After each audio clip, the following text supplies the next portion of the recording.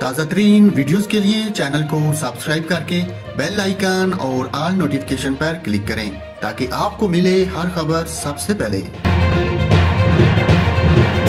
अस्सलाम वालेकुम नाजरीन, आपको बताएं वज़ीर मुमलिकत बराए पेट्रोलियम मुसद्दक मलिक ने खबरदार करते हुए कहा कि अवाम जुलाई में बिजली और सर्दियों में गैस के बहरान के लिए तैयार हो जाएं।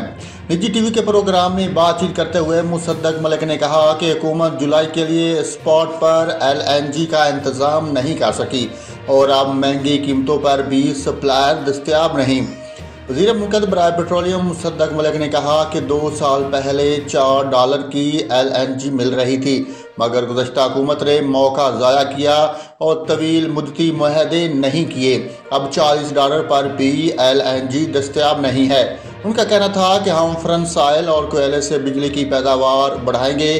15 जुलाई के बाद डैम्स में पानी की वजह से बिजली की पैदावार में इजाफा होगा, इससे भी लोड शेडिंग में कमी आएगी।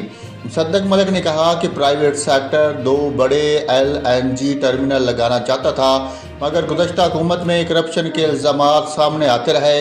हम कोशिश कर रहे हैं कि जो सरमायाकार LNG टर्मिनल लगाने की कोशिश कर रहे थे वो वापस आएँ।